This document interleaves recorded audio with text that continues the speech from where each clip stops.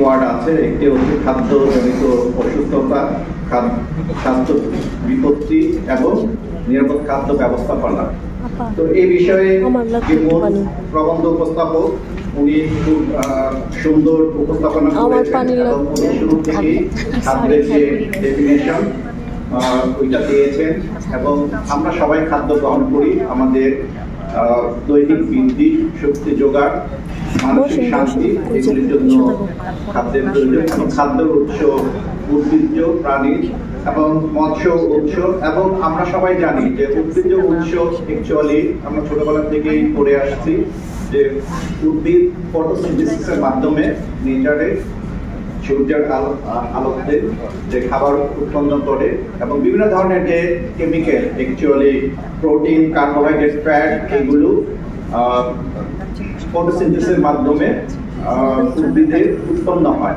এবং যখন অ্যাকচুয়ালি এই যে খাদ্য উৎপন্ন হচ্ছে নেচারে, এগুলি সবসময় পিওর থাকে আনলেস ওই যে এনভায়রনমেন্ট অর্থাৎ সয়েল অ্যান্ড ওয়াটার যদি কন্টামিনেট না থাকে।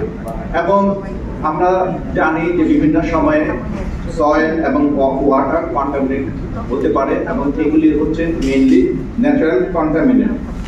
এবং আধুনিকতার সাথে সাথে যেটা অ্যানথ্রোপোজেনিক অ্যাক্টিভিটি, আমাদের ম্যানমেড যে অ্যাক্টিভিটির কারণে আমরা পরিবেশকে দূষিত করছি এবং এই যে বিভিন্ন ধরনের কন্টামিনেন্ট, এই কন্টামিনেন্ট আমাদের মাধ্যমে খাদ্যে চলে আসতে পারে এবং এই জন্য অ্যাকচুয়ালি যে এই কন্টামিনেন্টের কোনো বাউন্ডারি নেই, এটা সারা বিশ্বে এক জায়গা থেকে আরেক জায়গায় যেতে পারে এবং বিশ্বের যে রেগুলেটরি অথরিটি বা WHO বলি বা এফও বিভিন্ন সময়ে বিভিন্ন ধরনের রেগুলেশন বা কনভেনশন তৈরি করে। এবং আমরা এর আগে জানি যে স্টকহোম কনভেনশন, এই স্টকহোম কনভেনশন তৈরি হয়েছিল পরিবেশে যেন আমরা যে পেস্টিসাইড আগে ব্যবহার করতাম, অর্গানোক্লোরিন পেস্টিসাইড, এবং বাংলাদেশে বিভিন্ন সময়ে ডিডিটি বিভিন্ন পারপাসে ব্যবহৃত হয়েছে, বিশেষ করে পেস্টিসাইড হিসেবে।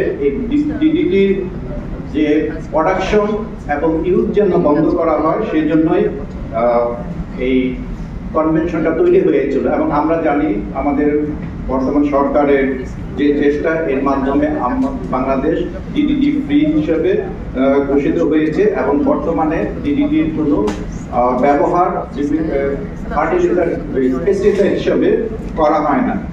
পরবর্তীতে দেখা যায় যে একটা হেভি মেটাল যেটা মার্কারি, এই মার্কারিও পরিবেশ এবং খাদ্যের দূষণ তৈরি করে এবং সেই মার্কারির জন্য মিনামাটা কনভেনশন তৈরি হয়েছে। এই দুটার শব্দ বলার অর্থ হচ্ছে যে এই যে খাদ্যে আমাদের যে মেইন যে প্রবন্ধ উপস্থাপক উনি কন্টামিনেন্ট কথা বলেছেন, এই যে কন্টামিনেন্ট গুলো নেচার থেকে আমাদের খাদ্যে আসতে পারে।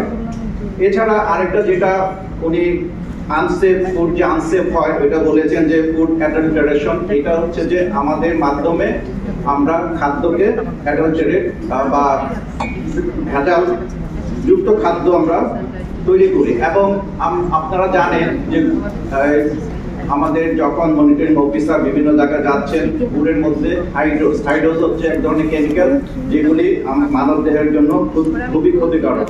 সো এই হাইড্রোজ ব্যবহার করা হয়। হলুদের মধ্যে এক ধরনের হলুদের আপনার রং বাড়ানোর জন্য লেড ব্যবহার করা হয় এবং এই লেডগুলি হচ্ছে টক্সিক। সো এই ধরনের যে অ্যাডাল্টারেশন এবং আরো অনেক উদাহরণ আছে, এগুলির কথা উনি বলেছেন।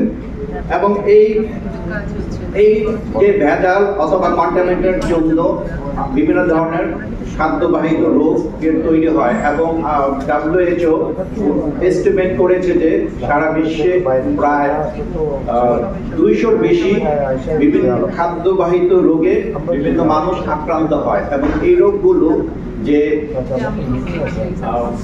একুট ডিজিজ সেটা না, ক্রনিক ডিজিজ। ক্রনিক ডিজিজ হচ্ছে যে লং টাইম এফেক্টের ফলে, যেটা ক্যান্সার জানি আমরা, আমাদের হার্ট ডিজিজ হতে পারে অথবা কিডনি ফেইল।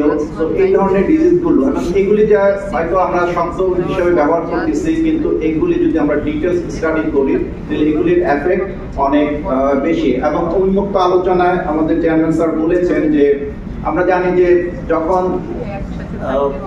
আমরা যে একই তেল যখন ব্যবহার করব, সেই তেল বারে বারে যখন তেলটা ব্যবহার করব, সেই তেলে এক ধরনের কেমিক্যাল তৈরি হয়, সেটা হচ্ছে ট্রান্স ফ্যাটি অ্যাসিড। এবং এই ট্রান্স ফ্যাটি অ্যাসিড আমাদের স্বাস্থ্যের জন্য খুবই ক্ষতিকর। এটা আমাদের যে ব্যাড কোলেস্টেরল এলডিএল, সেই এলডিএল এর মাত্রা বাড়িয়ে দেয় এবং আমাদের হার্টের যে আর্টারি সেই আর্টারিগুলোকে নষ্ট করে দেয় এবং ইন ফিউচার হার্ট ডিজিজের সম্ভাবনা হওয়ার সম্ভাবনা থাকে।